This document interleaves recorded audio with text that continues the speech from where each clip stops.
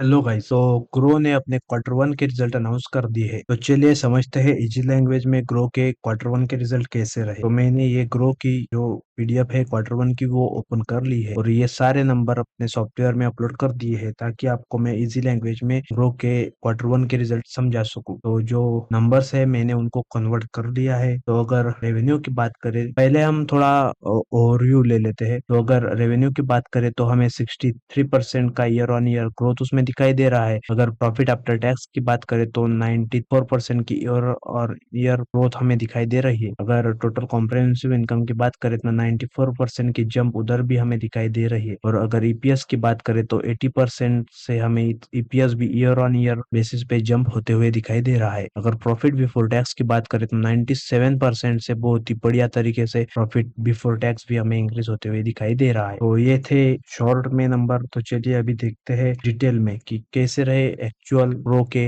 Numbers in detail. तो पहले मैं आपको कॉलम समझा देता हूँ। यह है इस क्वार्टर का कॉलम, यह है लास्ट क्वार्टर का कॉलम और यह है लास्ट ईयर के क्वार्टर वन का कॉलम। तो अगर रेवेन्यू की बात करें यानी कि जो कमाई की है ग्रो ने, तो इस क्वार्टर में कमाई हुई है 1548 करोड़, जो कि पिछले क्वार्टर में थी 1535 करोड़। तो हमें slide jump quarter on quarter basis पे दिखाई दे रही है, लगभग 1% की।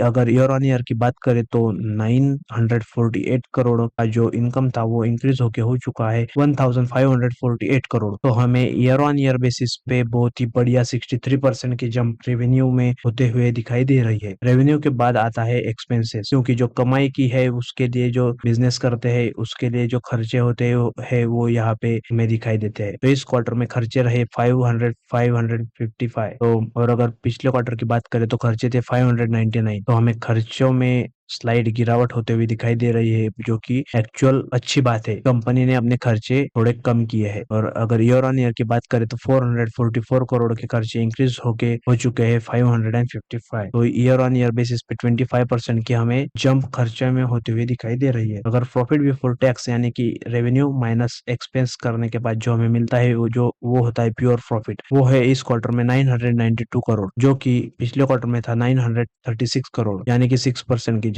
और अगर ईयर ऑन ईयर की बात करें तो 503 करोड़ का प्रॉफिट इंक्रीज होके हो चुका है 992 करोड़, यानी कि लगभग 100% की जंप, 97%। तो ईयर ऑन ईयर बेसिस पे बहुत ही बढ़िया रिजल्ट हमें ग्रो का दिखाई दे रहा है। अगर प्रॉफिट आफ्टर टैक्स की बात करें यानी कि टैक्स की कटौती करने के बाद का प्रॉफिट, वो है 735 करोड़। वही प्रॉफिट हमें लास्ट क्वार्टर में दिखाई दे रहा था 686 करोड़। तो हमें लगभग 7% की jump quarter on quarter basis पे प्रॉफिट आफ्टर टैक्स में दिखाई दे रही है। वही अगर ईयर ऑन ईयर की बात करें तो 378 करोड़ का प्रॉफिट इंक्रीज होके हो चुका है 735, यानी कि लगभग 94% की जंप प्रॉफिट आफ्टर टैक्स में हमें दिखाई दे रही है। वही अगर मार्जिन की बात करें तो वो है इस क्वार्टर में 47.46 करोड़ परसेंट, जो कि पिछले क्वार्टर में थे 44.70%, यानी कि 6% की जंप। और ईयर ऑन ईयर बेसिस पे हमें 19% की jump profit after tax margin में दिखाई दे रही है। टोटल कॉम्प्रिहेंसिव इनकम की बात करें तो 735 करोड़ इस क्वार्टर में है, पिछले क्वार्टर में थे 696 करोड़ और लास्ट ईयर के क्वार्टर वन में थे 377 करोड़, यानी कि क्वार्टर ऑन क्वार्टर बेसिस पे 5.5% की जंप और ईयर ऑन ईयर बेसिस पे मैसिव 94% की जंप हमें कॉम्प्रिहेंसिव इनकम में होते हुए दिखाई दे रही है,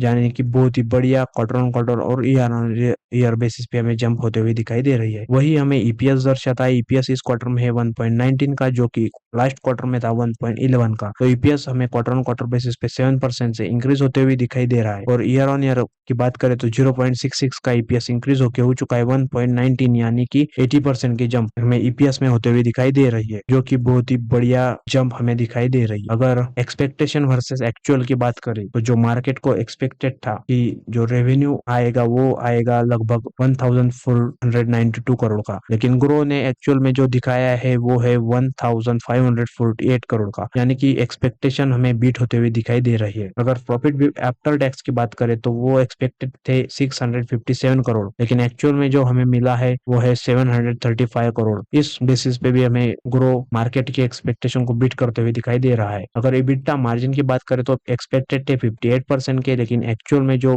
ग्रो ने दिखाए है वो है 47.46% के, जहाँ पे हमें स्लाइट मिस होते हुए दिखाई दे रहा है। अगर ईपीएस की बात करें तो ईपीएस है एक्सपेक्टेड था 1.01 का और जो एक्चुअल में दिया है वो है 1.19 का। तो हमें बहुत ही बढ़िया ईपीएस भी ग्रो ने दिया है, जिससे कि मार्केट के एक्सपेक्टेशन एक्चुअल में बीट हो चुके हैं। तो ये थे ग्रो के Q1